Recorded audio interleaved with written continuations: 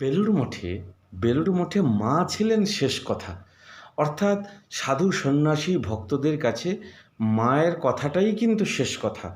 সংগঠন চালাতে গেলে এইরকম আজ্ঞাবহতা দরকার। স্বামীজি বলেছেন যে যিনি নেতা বা নেত্রী হবেন, ওবিডিয়েন্স, আজ্ঞাবহতা এটা দরকার। উনি যেটা বলে দেবেন সেটা করতেই হবে।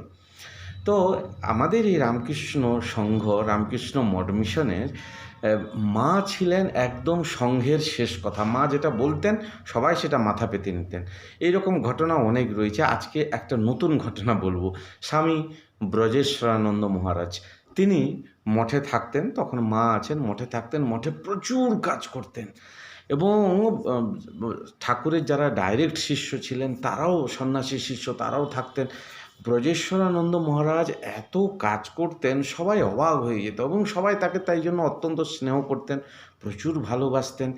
এই অত্যন্ত স্নেহ ভালোবাসা, তার প্রচণ্ড প্রশংসাও সকলে করত। এই অত্যন্ত স্নেহ ভালোবাসা, সকলের প্রশংসা পেতে পেতে তার এবার ধীরে ধীরে অভিমান বৃদ্ধি পেল এবং অভিমানটা যে বৃদ্ধি পেয়েছে একদিন কিন্তু তিনি বুঝতে পারলেন।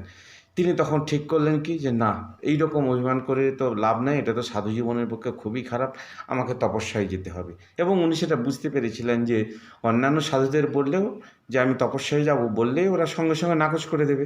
তাই তিনি কি করলেন না, রামকৃষ্ণ মঠ মিশনের যিনি হাইকোর্ট অর্থাৎ মায়ের কাছে গেলেন, মাকে সমস্ত কথা বললেন। বললেন যে মা, আমার এরকম, আমার প্রচুর অভিমান বৃদ্ধি পেয়ে গেছে মা। বড় বড় সাধু, তাদের উপর মুখের উপরে আমি কিনা তর্ক করছি, বিভিন্ন কথা বলে দিচ্ছি। মা, আপনি আমাকে অনুমতি দেন, আমি তপস্যায় যাব। মা তখন বললেন কোথায় যাবে? না মা, আমি ওইরকম সোজা জিটি রোড ধরবো, গ্র্যান্ড ট্যাঙ্ক রোড ধরে সোজা হাঁটতে হাঁটতে কাশি চলে যাব। তখন মা বললেন তোমার টাকা আছে? না, আমার টাকা নেই। না তাহলে কী করবে, কোথায় থাকবে, খাবে? বলছে সে মা দেখা যাবে, প্রথমে আমি যাই তো। তো মা তখন বললেন যে বাবা, এটা কার্তিক মাস, তুমি কোথায় যাবে? এমনি লোকে কথায় বলে কার্তিক মাসে নাকি যমের চার দোয়ার খোলা। আমি মা হয়ে তোমাকে কি করে অনুমতি দিই? আর দ্বিতীয়ত হচ্ছে তোমার কাছে টাকা নেই, তুমি কোথায় খাবে, থাকবে, কি করবে? তুমি একটা কাজ করো বাবা, কোথাও যেতে হবে না, এখানে ঠাকুরের কাজ যেমন করছো করো, এটা কি তপস্যার চেয়ে কম হচ্ছে? তুমি থাকো, এখানে মঠেই থাকো, বেলুড় মঠেই থাকো, তোমাকে বাবা কোথাও যেতে হবে না। ব্রজেশ্বরানন্দ মহারাজ মাথা পেতে নিলেন মায়ের এই নিদান।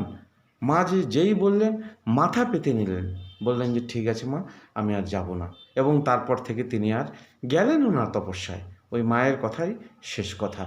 এই হচ্ছে রামকৃষ্ণ মঠ মিশন। মাই হচ্ছেন হাইকোর্ট, মাই শেষ কথা। জয় মা।